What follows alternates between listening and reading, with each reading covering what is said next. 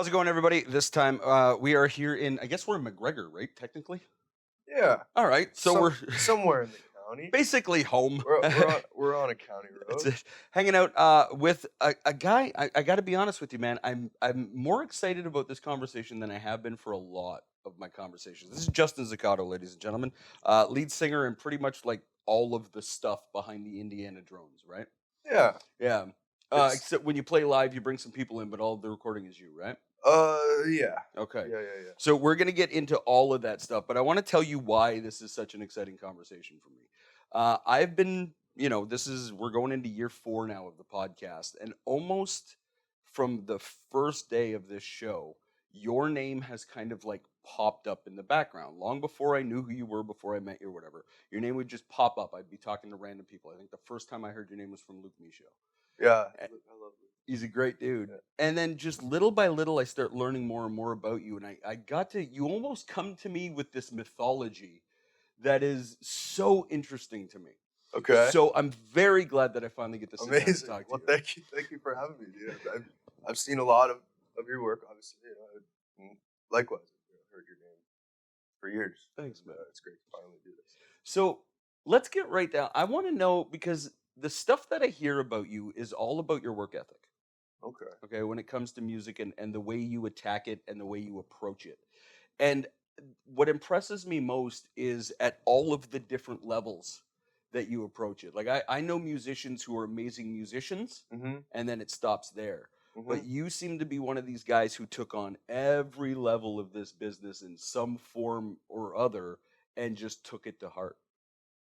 Yeah. I mean, I think it stems from just like being a geek about music, and I've had this conversation before, where like the producing and the engineering and all that stuff has always been more of a means to an end for me than me being like super passionate about like plugins or like microphones or like I'm like look at this place, like it's really just like have an idea set up as quickly as I can and go. It's not that thought out ever. Right. And I think it just slowly, like, from doing that for, how, like, since I was in grade 6, 7, really, I've just learned how to kind of make it sound better throughout the years.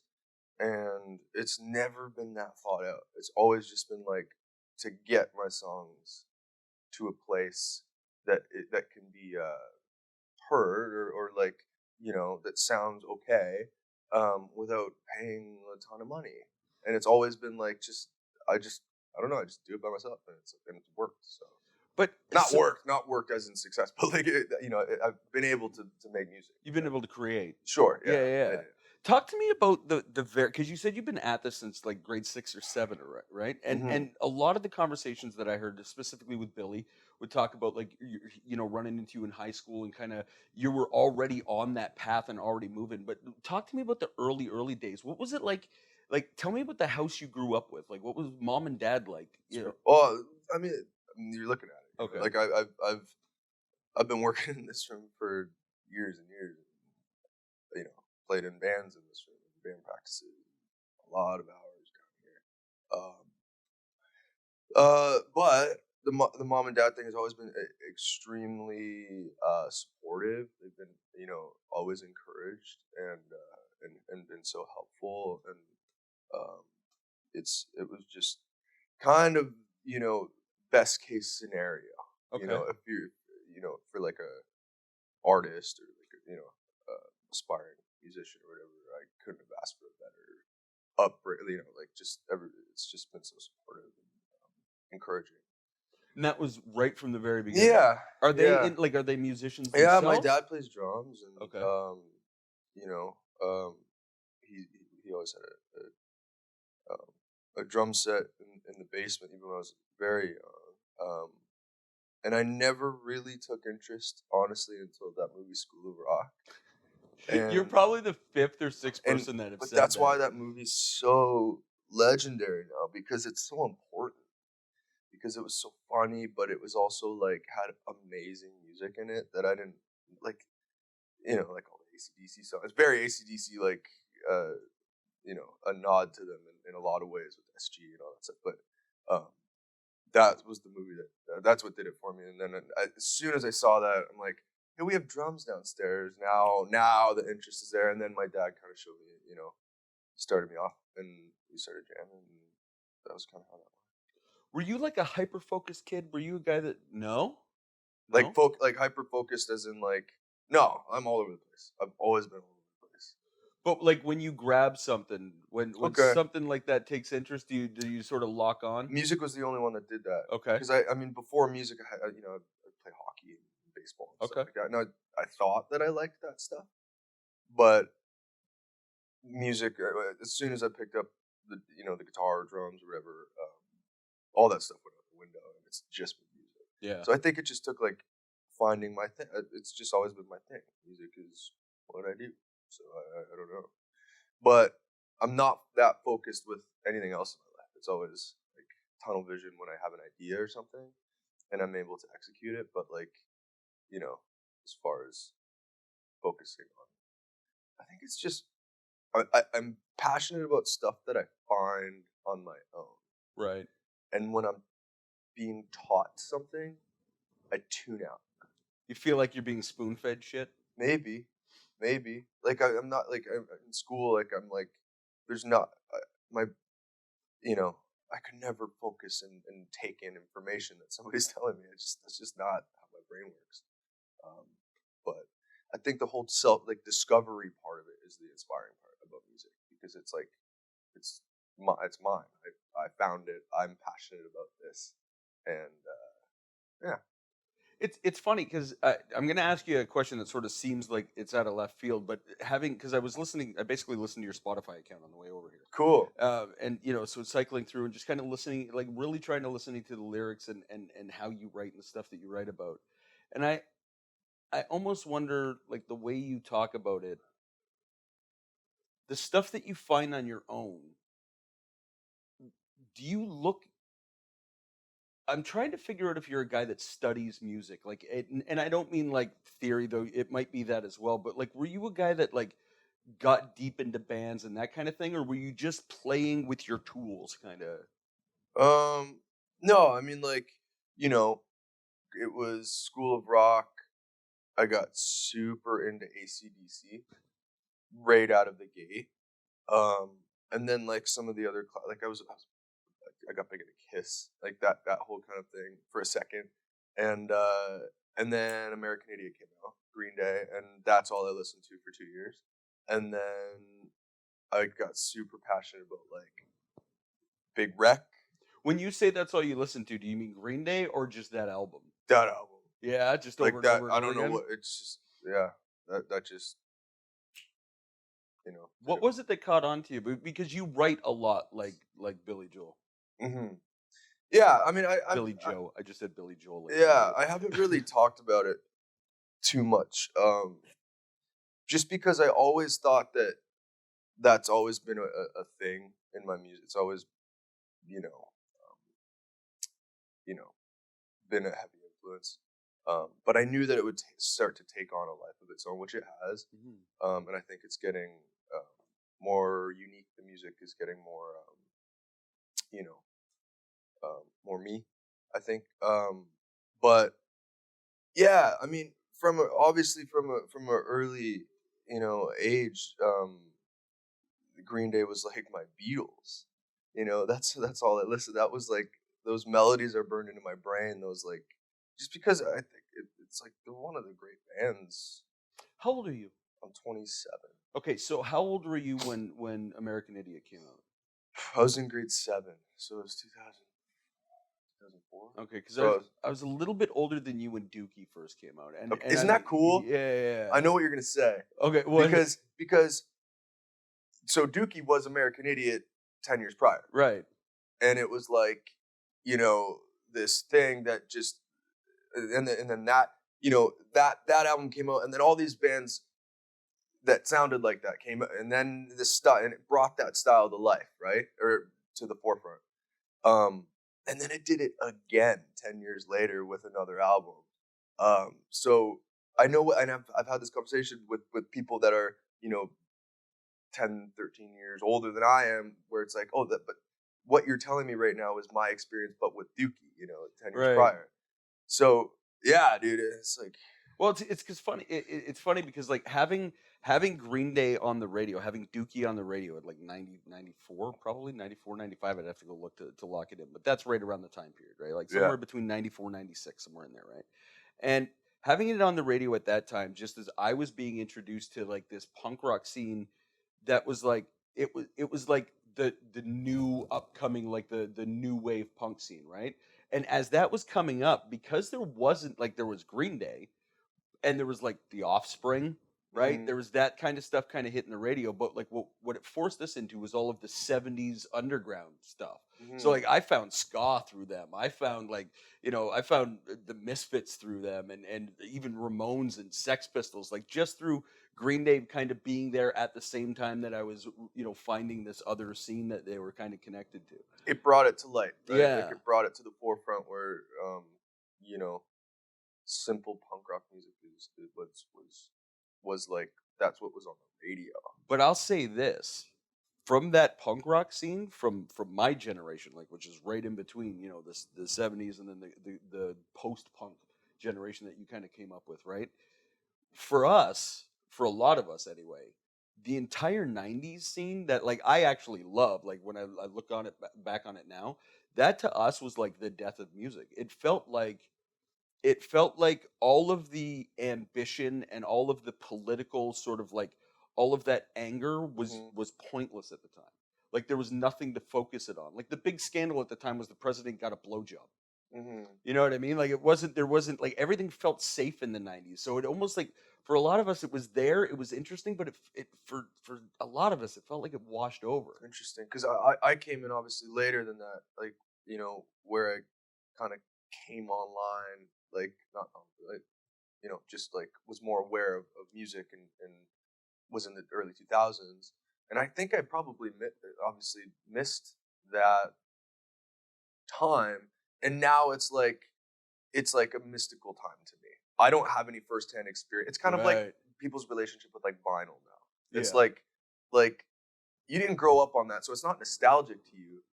It's just like it's new to you, and it's like I think it does something that is like I don't know, like it's from a different like a different time.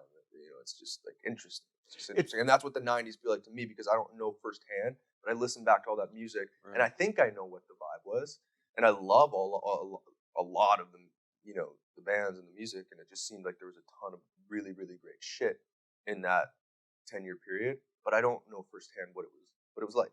And I think that's It's just it's funny because to me now like right now everybody like the 90s sort of like retro vibe is like pushing through when you look at what the festivals are looking at, what radio's looking at, even when as a matter of fact I heard a cover of Disarm, Smashing Pumpkins oh, I Disarm. heard it as well. I'm not I I'm don't not pleased about what I heard, but I heard it. me either. I know I don't know what that is. It's a band called Silverstein. I've never heard of them. I'm not shitting They're on a good band. anybody. They're a good I don't band. know. I've never heard of them before. A little out of my demo.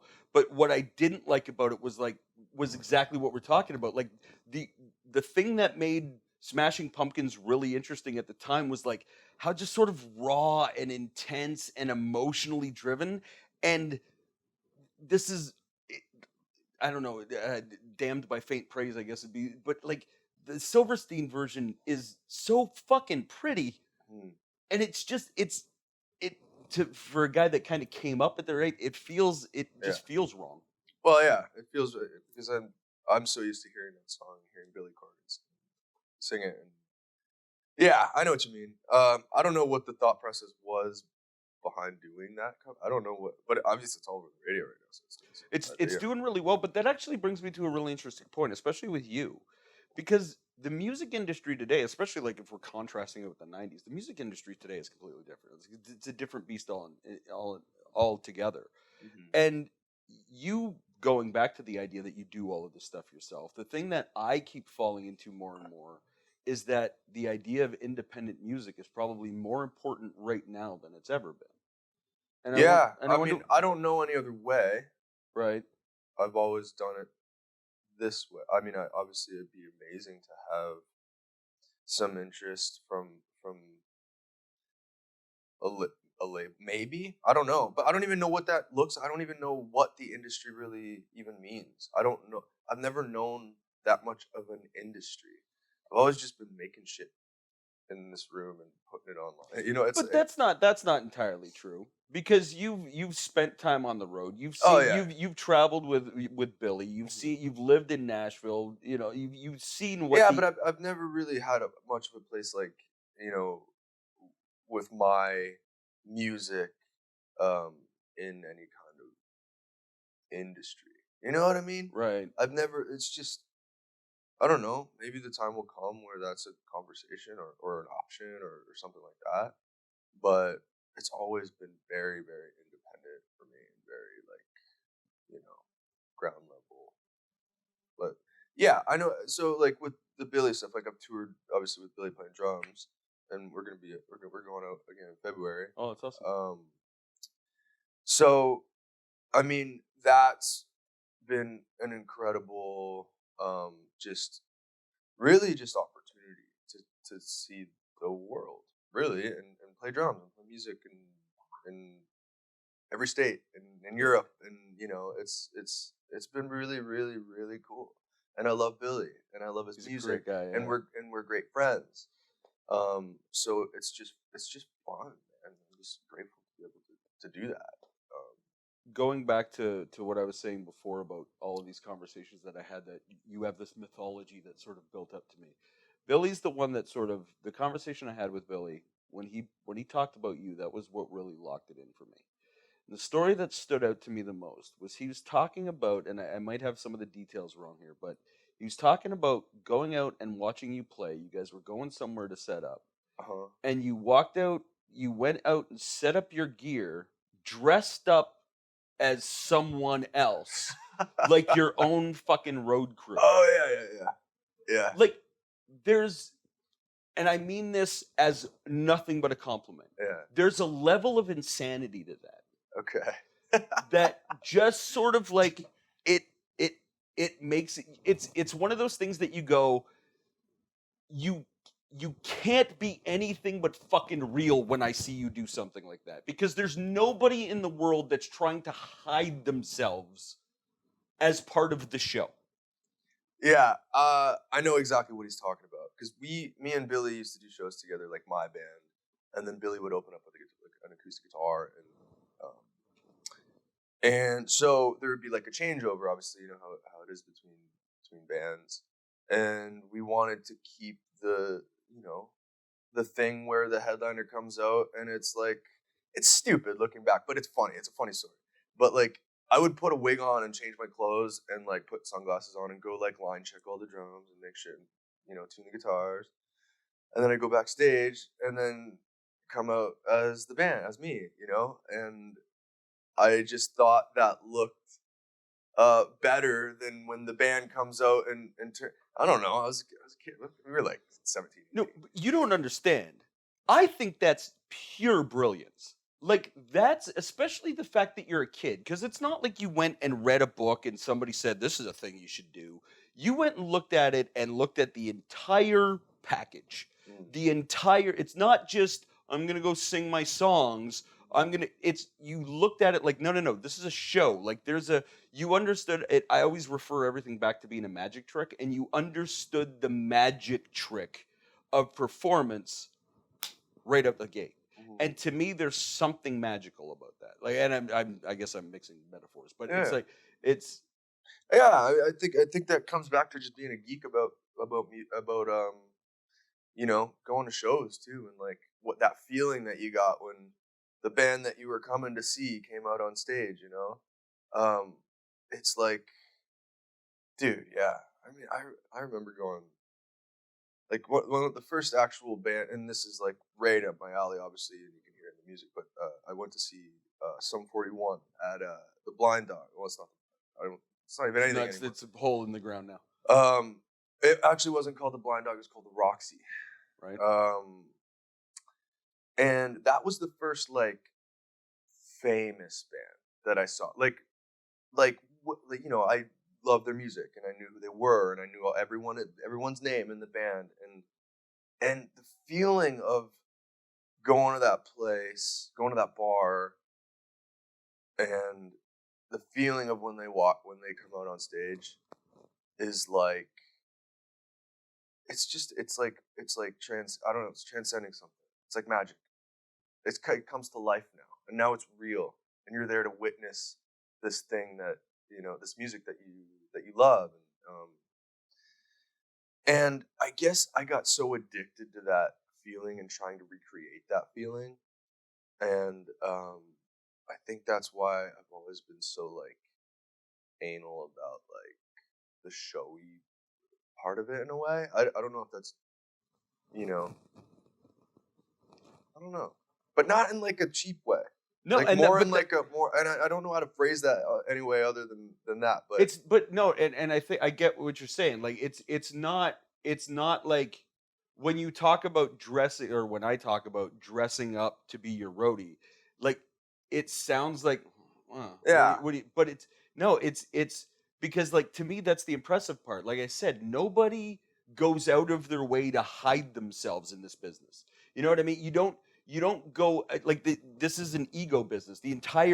Everybody in entertainment at some point is a professional fucking pay attention to me guy, right? Guy or girl, wherever you come from. Even the people that hide it and are like ashamed, there's a piece of this business that you have to have. That's like, all right, look at me for a minute. If you don't have that, you just aren't going to do this. You're going to play in your bedroom. Yeah. But when you take that and put it on stage and have that same mentality, but you're smart enough to go like, pay attention to me, but just pay attention to me when I'm doing the fancy ass stuff. There's a level of that that's sort of like where it comes, there's a way to do it where it's like cheese ball. And that isn't it. Like that's exactly what that is. I'm glad it's taken that way. It was so impressive to me because it talks to me about like a real commitment and a real understanding, and it's not about I saw somebody do this before, so I'm gonna do it. Yeah. And I mean that might have been the case. Like, do you remember where that idea came up from? No, dude. I honestly, and there's been a lot of stuff ideas that I've taken. Pretty sure that was something of my own crazy mind. I honestly, it's my favorite story that I've heard. Like I've heard a lot of stories, and it's my favorite so funny story. That Billy remembers that. It's a great one. The other story about you that I heard that I didn't get to be there for, but I'm very close with the folks over at Honor Roll. Yeah. And I heard about this show, and I don't know if this is a regular thing, but I heard there was a day where you showed up with a bunch of TV screens. Yeah. Talk to me about this show. Because first of all, for the audience, if you don't know, Honor Roll Sushi and Slider is a place that holds maybe 40 people. We're not talking about a giant. We're talking about our sushi restaurant here. Yeah. So, Luke gave me a bunch of gigs, as he does, and I love what Luke is doing. By the way, 100%. With the whole like agent thingy that he's doing, where he hires you and he puts you in the bars, and it's so much easier for playing gigs. Yeah, I think that's a brilliant idea. Shout out to Luke Michaud for Highlight Studios. Hell yeah. Anyway, Luke gave me some shows, but I had an idea, and I've thought about doing this for a long time, where like we both have done the cover gigs in bars, like. But I thought it'd be more interesting if it was like a full band. So I learned basically every song on like drums, bass, and guitar, and then I put it all on. The idea originally was to have like 4 TV screens. So on one there would be drums, on the other one there would be bass. It was all me, and then another one would be guitar, and then I would stand there with an electric guitar and a mic and sing in real life. But I'd have these things rolling behind me. So I was like on my own band. But I ended up doing it with one big TV and then like editing between the performances. So like if there's a drum fill, I would go to the drums. If it was, and it was really cool for like 2 shows. Yeah. It was fun, and I wanted to basically break and you know, when you're playing music, especially covers in a bar, and a lot of it's background music, and a lot of it like, you know, people aren't like going like watching. Yeah, A lot of you're a jukebox. yeah, and I think that's bad to get complacent like that as a you know, as trying to play music, because you don't really perform anymore, and you kind of go through the motions, and you kind of think that, you know, like, especially when I play original, like now when I play in bars, I'll do like an hour and a half of just original music, and then I'll do the second set as like I'll play covers or whatever. But it's almost like you get complacent in not being heard. Yeah. And then you start to go, oh, I can play that. I can play that song and it goes over well and whatever. But then you have, you know, you do something like an open mic we were talking about off camera, and there's like 6 or 7 people sitting there watching very intently, and you go, holy shit, people, and a whole new level of nerves and comes over you, even if it's just 4 people, because everything that you're doing now matters. Yeah. And I wanted to have that in a bar where people were just wanting to hear covers somehow. So it was really just an attempt to like gain people's attention. Trying to break that wall. Trying to break the wall of like, you're watching somewhat of a show now, and it's not just a guy playing Wonderwall with a guitar. And it worked for a second. And I did it at Honor Roll a couple times, and then I did it at somewhere else, Thirsty Butler. Okay. And it was cool, and I think people liked it. It just got, I don't know. If you don't, and the other thing is like, if you're not sitting there watching what I'm doing, then it doesn't. It sounds like the radio. Like it literally said, because I mixed it all, you know, to sound good. Like I wanted to sound like a big, you know, a band. It almost defeats itself. It defeats itself because if you're not sitting there watching it intently and it's just in the background, you might as well not have somebody playing, because it sounds like the fucking radio. Right. It sounds like, you know, Weezer. It's such a weird mix, and I mean, like it's one of the things obviously like I think about and deal with myself too. It's like, because when it's this weird double-edged sword when you're playing those acoustic gigs. The performer in you wants to be like, bah, but then you also realize like nobody in the fucking room is there for that. Yeah. You know, like they're there to eat their dinner, Yeah. and they want to hear some music, and if Yeah. you play well, they'll be polite and stuff. They're not gonna, you know, every once in a while you get one of those rooms that start jumping up and really paying attention, and that's like magic. But like you can't play to both of them. Yeah. Well, I mean, and I think I've been trying to for a long time, like with the acoustic gigs, and I've always like, you know what it's like to be like playing an original song, and then, you know, the best one is when people when you're you know, you're playing a song and people erupt and they go, yeah, but it's the TV behind the game, like somebody scored a goal. That's the best, man. Like that happens all the time.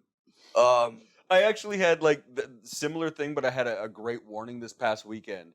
I went in to play a gig, and the place was packed. Like there was a ton of people in there.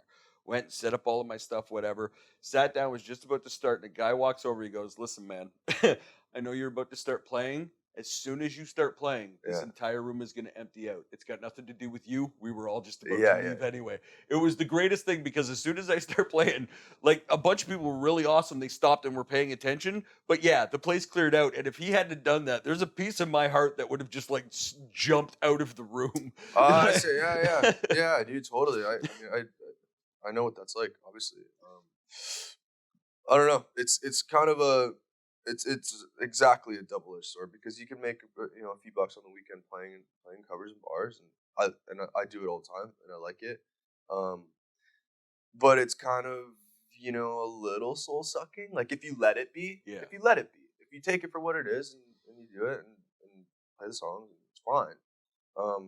And I love doing it, and I'm grateful. I think Windsor's a great town to be able to do that in. Yeah. Because even Toronto, like I lived in Toronto for a year, and I would play on the weekend, you know, but it was so hard to find bars that would hire you to come play for 3-4 hours.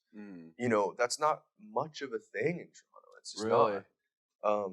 Yeah, like I remember, like me and my buddy, we'd walk up and down Queen West on the weekend trying to get gigs. I'd just bring my guitar, and dude, I'd play for the owners in like the bathroom or like the basement, you know, and just be like, "Here's what I sound like. Can you hire me?" And it worked. Like we got like, you know, I got like gigs on the weekends doing that, but it was almost like you had to like invent that because like, yeah, so will you play for like an hour and like how much money do you want? I'm like, oh, like it's not like a set thing here. I get to make this, you know, and Which is almost worse because then it's like now you've got to figure out like what are my rates? How is yeah, that going to compare? You know, yeah. how did you handle that? Man, I used to play at this place on Queen West in Toronto called Hocus Pocus, Okay. and I'd play for 2 hours, but that was an anomaly of a situation where it was more of a show, and they treated it more as like tonight we have this, and people would kind of sit there and watch, and it was really really cool. Um, you know, I'd play a 2 hour set. I'd do like all original stuff, a few covers, and then that was it. And then people partied. It was like I love doing that so much, and I think it's important to talk about what we were talking about off camera too with the open mics. I was actually just going to go Yeah, there. because I was, you know, I do the Fog one on every Monday. I'm trying to do every Monday, and then I just did the Green Bean one last night, which is amazing. Yeah. I want to hit the DH as well, and there's one in Leamington. Dale Butler, do you know him? Yeah, I know. Yeah. Yeah, he does one on Sundays. Where's that at? The Bank.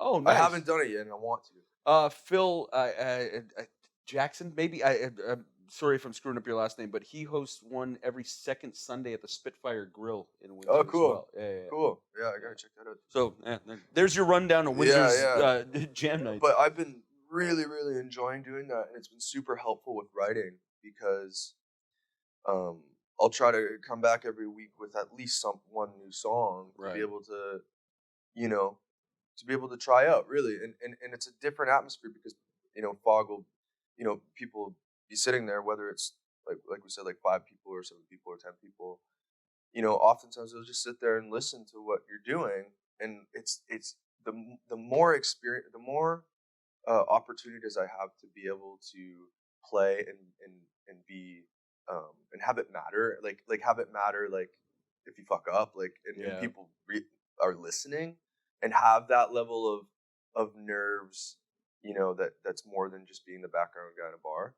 I want to take every opportunity I can to have that because it's so valuable. It's so funny that you say it, that you phrase it like that, because I totally understand what you mean when you say like have it matter. If you fuck up. Yeah, and that's a bad way of saying it. But No, but I totally get what you mean. But like one of the joys that I have with this business is how much you learn over and over again that everything you think that matters doesn't.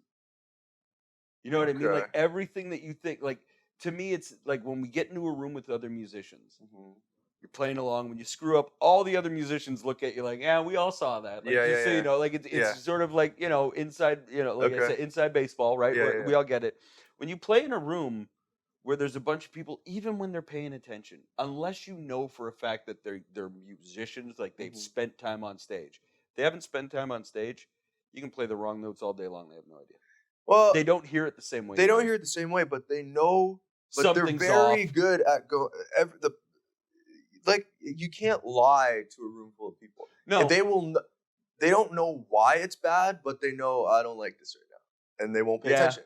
They won't know why, but it's not their job to know why. No, it's your job to just be interesting. Yeah. And I'm and it's so fun to, you know, I don't know these open mic, but you want to know what? I'm trying to like adopt this mentality. Like I'm a big stand-up comedy fan. Me too. And you listen to those guys, and you know, the cycle, the album cycle, if you will, is like they'll do like, you know, a year or 2 years on an hour. Yeah. And they'll develop that hour in the clubs and the bars, and they'll just do open mics and spots at the Comedy Store, or like, you know, in Toronto, it's like Yuck Yucks and stuff like that. Like they'll do them every night just to like be able to write on stage and test out the material. And you look at open jams like that. Absolutely, because I'm like, why am I not doing this with music? Yeah. I think it's so important to just make yourself uncomfortable. And the jams are amazing too. Like I don't know, like when you talk about the jams, are you getting up and just playing your own thing, or are you sitting down with a bunch of other people? I'm not sitting down with a bunch of Dude, other I'm people. telling you know what ya, I want to do? It's so especially like for a guy that I'm not a musician, right? Like I'm a punk performer that happens to be doing music right now. Like I'm just a show guy, right? I can sing, but music is like a thing I'm just learning, right? Okay. But that the opportunity to sit down with a bunch of crazy motherfuckers like you that actually know what the hell you're doing and then like have to keep up with that is just it's the most enlightening experience. Dude, you know what I'm looking for? I would love for Windsor to do this, and I think there used to be one at the DH, but you know those songwriter circles? Yep. Man, I used to do those in Nashville at Margaritaville on Broadway. Nice. And it was like a low tier one. Like I wasn't up there with like, it wasn't Bluebird Cafe. It was kind of like, anyway. But I used to love doing them because, like I said, like coming back, full circle, it just makes you so uncomfortable to be completely on the spot. And comes to your turnaround, you're like, okay, what song am I gonna do? Because that guy just played a really good song, and it's like I don't want to lose them, And it's so important to it's that steel sharpened steel thing, yeah, right? Yeah. It's like fuck. Now I have to follow that guy. Yeah. Same with the stand-up comedy idea, right? Like it's exactly the same thing. Other than that, I have so much.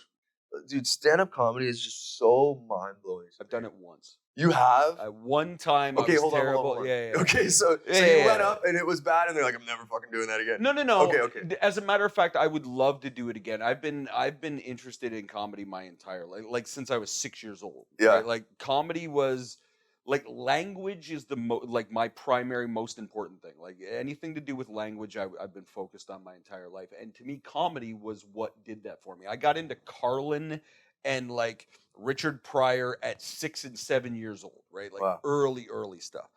And so I've always had that interest, but I've never thought of myself as a comedian. I've always tried to be funny. I've always, that I'm an entertainment guy, but I've never necessarily thought of myself as a stand-up comedian. And I went and did it the one time, specifically because I'm friends with Robert Kemeny. I don't know if you know him. He runs a lot of the open mic comedy stuff. I know that name. Locally, he's a great comedian. I love him to death. Check out Craft Heads on Tuesday nights. They do a comedy open night, mic night. There is amazing. But him and I had been talking, and Jay Moore had been. Do you know who Jay Moore is? He's a comedian actor. Okay. But he had a podcast for a while. He may still very well. And one of the things he was talking about is having a conversation with Barry Katz, who's like one of the biggest industry sort of management guys. And he was having a conversation with him, and he was talking about the difference between the people who have done it and the people who haven't done it. And he phrased it in a way of it's the people who have walked that 15 feet, like from the wings to the stage and actually got behind the mic. Mm-hmm. And he was saying, until you've actually done that, you don't know a fucking thing. And I'm a guy that studies. And for me, if I'm going to say I know about something, I better know about it. And if you don't know about it until you've done it, yeah, that's why I went and did it. I did it the one time and was like, I love this and would like to spend more time on it. But I've got 60 other things I want to do. I think it's, something that I have so much respect for people that can do that. It's like so badass to me to be able to go up there with like, you don't have an instrument, you don't have a 3-minute song to just be like, okay, this isn't going well, but at least I'm going to play the rest of the song. Right. It's like from second to second, you got to keep their attention and you can't practice at home. You got to practice. That's a great point. Because you can't, I can sit down here with a guitar and play a song until there's some muscle memory. And then even though I'm nervous, in front of an audience, I'll still have that muscle memory at least to rely on. With comedy, you can't practice on your own because you can't gauge. I mean, I guess I get what you're saying, but I think people find a way to do it anyway. Like, writing. Not even that, but like think about like the Office comedian guy, like the guy that won't shut the fuck up. Okay, I see what you're saying. You know what I mean? So it's kind of like more of a lifestyle. Like you're always practicing it. Yeah. Okay, I see. Yeah. Kind of the same thing with musicians, right? It's like all the best guys that I know are guys like you that have a room like this that they never got the fuck out of. Mm. You know what I mean? It's same kind of idea, only they. Dude, you know what another crazy thing is you know how I was saying like muscle memory. I'm sorry to cut you off, No. but I just want to say this. Isn't it crazy? You can practice a song a million times and think you know it, Exactly what you and then you get in front of an audience and just some weird kind of nausea comes over you, and everything that you think you like, it's just out the window now. It's gone. And now you're completely relying on, like I said, like muscle memory that you've developed, but it still doesn't really do it because it's like you're nervous and you can't sing, and you get. I still get that a lot, and I want to break out of that. I don't think that ever goes away. Yeah, I see what you're saying. I don't think that ever goes away. It goes away for me playing drums. Oh, like does I've it? definitely learned that on the road. Like, because I've only Is it like really... a flow state for you when it goes away that way? Because It's that's the only way I think it can go away for me. Like it's sort of like that balance of how much you're keeping your head in the game. yeah. You know what I mean? Like you want to keep your head in You the don't game. want to be thinking. That's it. Yeah. Yeah, like you want to keep your head in the game enough that you're reading the room and doing the shit that you need to do, but like that the thing that you're doing, you almost need to not be paying attention to. No. It's weird. I see what you're saying. Like a flow state, like you're not really conscious of what you're doing. You're kind of just being. Yeah. Yeah, and obviously like I've only toured playing drums. So I don't know what it's like to have to sing day in, day out on my own. I mean, I play shows and stuff here, but I've never done it every day, Right. you know, for a period of time. So in a different city every day. But playing drums, I have a crazy story. The first band I ever toured with, we were doing a big show, and there was no rehearsal for the tour. So I just came, I learned the set in my basement for 3 weeks, and then flew in and here's the show, and here's the 1, 2, 3, 4 in your ears. And this was the first time that I had played really to an audience that like it was the headliner. Everybody was like screaming, waiting for this band to come out. It was like I had never been that nervous in my entire life, and I thought I knew how to play the songs, and I did. It was fine, but I just remember the click in my ears going like this, and I'm like, and I had so much adrenaline that I'm like, there's no way this song is this slow. It can't be. Have you ever had that where it's like, yep, this song can't be this slow? So I'm playing. I'm like, this feel like something's wrong. Like it feels like the click is off. Yeah. The tracks are, and it's fine. And we played the whole set, and it all felt slow. Yeah. Like, dude, why was everything so? They're like, no, that's just. But they've been doing that so long that they know didn't how to have cope that with that adrenaline. Yeah. So I learned that really early on, that like like when your heart's pumping and you're nervous, shit gets weird, man. Well, and it's for me, it happens in the opposite because I don't play with a click, so I don't have anything to message it off. So I have it worse. I'll be in the middle of a song, and it'll hit me mid-song. I'm playing really this fast. about 2.5 times its regular tempo. Yeah. And the worst one, and I mean, not worst. It wasn't like it wasn't insulting or anything. But I had somebody come up to me once and went, "What was going on there? That was a little quick, eh?" Yeah. I went, "Yeah, it was just." And she is very well sort of like well versed in the entertainment world, and just kind of said like, "Hey, people are coming out here, and like this is the only time they get away from their nonsense. Chill. Pull it back." Yeah. Right? Yeah. And she was dead right. She's dead right. And it was like the only part that hurt is that I had already figured that halfway in, but it's like at this point, do you just drop down to normal speed, or you kind of gotta make a decision? I just made the decision to keep plowing on. Dude, nerves is a weird thing, dude. It does something. So yeah, it's really like everything that you practice goes out the window when you get that feeling of like, oh my god. It almost works in reverse too. Like there's been times when I've been in a spot where I was just like, you talk about you're the background, you're the jukebox or whatever, and you're just kind of in that place and figuring like nothing's gonna happen. That's what I'm talking about. You get complacent in that, and you go, you play everything fine, but it's not really even practicing because you might as well be playing in your bedroom. Kind of. People can hear you. Yeah. Fine. But like, the eyes aren't on. I think it's the eyes. But see, that's what I mean. Like I was almost talking about, like, yeah, I've had that experience for sure. But then I've had that experience where you take that and turn it around, and not even like use it. No, it's not even because use it makes it seem like it's intentional. And I'm talking about.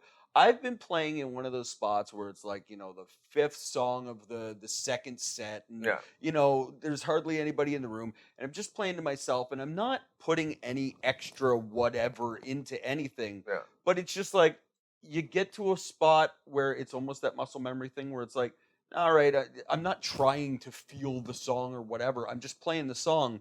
But then all of a sudden you look up and there are people that are like the heads are starting to turn. And that's what'll throw me, because then I'll be like, what the fuck is it that I'm doing differently right now? Like, what's happening? And then it falls apart. Yeah. Dude, I definitely know. I've been there. And the only, on the road with Billy playing drums when you're doing it every day. Yeah.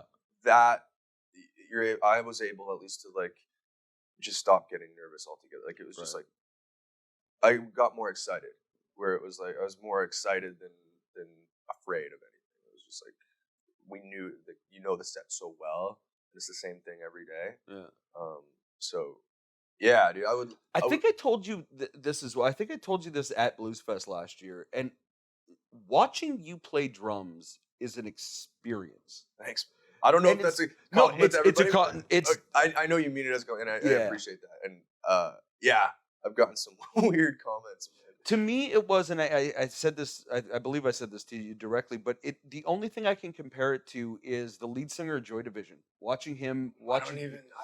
I think it's somebody's gonna. I know the band. I think it's Ian Curtis. I might be wrong about that, but he's very he's very jerky, and he's sort of like he looks uncomfortable in his skin. But if you really pay attention, that's just because he's so like he's not. It's not a put on. It's just he is doing what he's doing, and that's what I found so interesting about you as you're playing. You've got these like.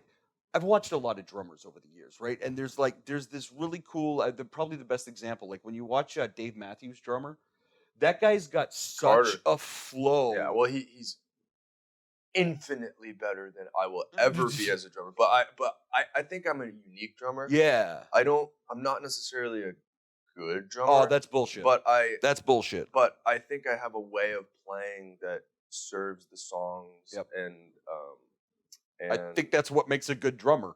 Well, that's always certainly what I've admired about drummers is the ones that are have a personality, have a voice, if you will, as being able to say something with, but at the same time aiding a song.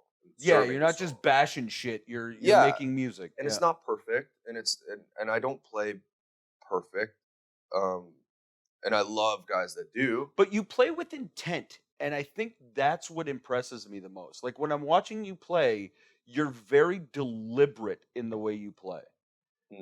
And that's really impressive to me. It's almost the same kind of it impresses me the same way the dressing up to be your own roadie kind of impresses me. Oh, I see. Yeah, it's like it's paying attention to shit on a level that is just there. Yeah. In comparison to the rest of the crowd. Yeah, I mean, I don't know. I've obviously been playing in bands as a front man for a long time too, and that's kind of been what I've leaned to as like my main like passion, is playing my own songs as a frontman. So, and I know what it's like to play with. I played with a lot of different drummers, and I think I try to play the drums, in a way that I would appreciate as a frontman. So I think I have that perspective. And I lean into that perspective when I'm on stage, because I don't know. You don't spend a lot of time thinking about this shit though, do you? You just kind of do it. I don't know. I spend a lot of time writing. Okay. I spend a lot of time thinking about songs and thinking about lyrics and stuff. But when it comes time to actually play or record or produce, quote unquote, a song, that's all extremely quick. It's kind of like I'll let it fester until I have a clear picture in my head of like the producing, and that's all kind of done before I start executing it. It's I kind of like, oh, that would be cool to start it this way and have the drums come in here, and then have this effect on the voice for this part, and have this guitar sound. That's all done, I think, prior to me. You walk into it with a doing vision. Yeah, Yeah. yeah. You're going I for think so. something. You're not just noodling and And there's- polishing what comes out. Yeah, and Yeah. there's times where I do like to noodle and just experiment with things, and I definitely come up with inspiring sounds doing that. But that's not your writing process. I don't think so. That's your play I think process. most of my writing is done when I'm just walking around or driving, or it's not playing with a guitar or. Do you writing. hear it? Do you hear it ahead of time? No, not melody. I never write melody really without having an instrument in my head. I can't be singing in the car, but I have a stock, like on my phone, like I'll have a stockpile of lyric and melody that I draw from all the time, and it's always like, it always feels to me like there's a song happening for a period of time, and I'll go and I'll look at the note and I'll try to string together the lyrics, and sometimes it works and sometimes it doesn't. But when it's ready to work, when it's ready to all come together, it comes together really quickly. How deliberate are you about your lyrics? Oh, extremely deliberate. Yeah, I spend a lot of time. Yeah. Are you a guy who comes back to writing and like polishes? Yeah. And yeah. 100%. I think, I'll let something be as abstract or as cohesive as it wants to be. I don't ever try to force something to make sense when it doesn't want to. And sometimes words just feel good to say. And There's one song that I was listening to that it's the way it's written is very interesting because I can tell you were playing with words. And I wish I could remember which one it was, but it might be like the second one that pops up on Spotify. It's probably Valium. Yes, that is it. Because the very first verse of that, it's very like lyrically playful, like you're bouncing ideas back and forth. Talk to me about that a little bit. I don't know, because that one seemed pretty deliberate to me.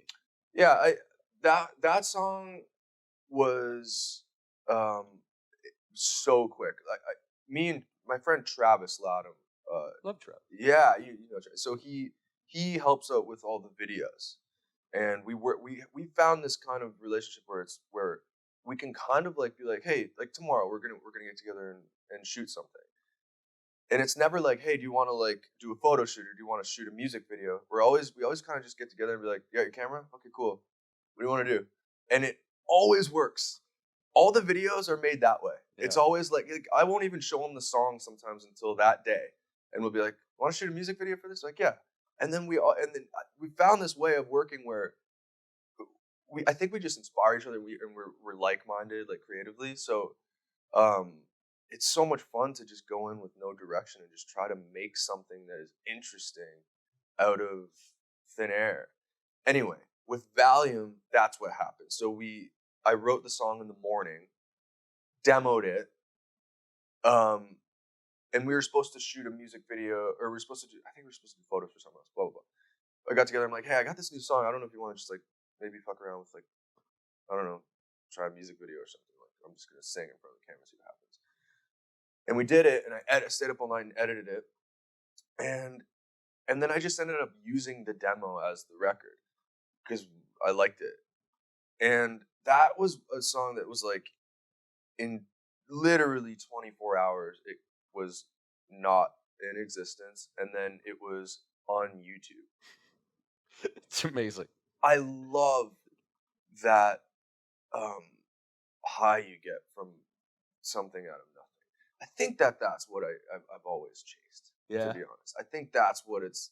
Nothing makes me happier in life than watching something back and going, this didn't exist 24 hours ago, and now it's something that can be listened to and be enjoyed or not enjoyed.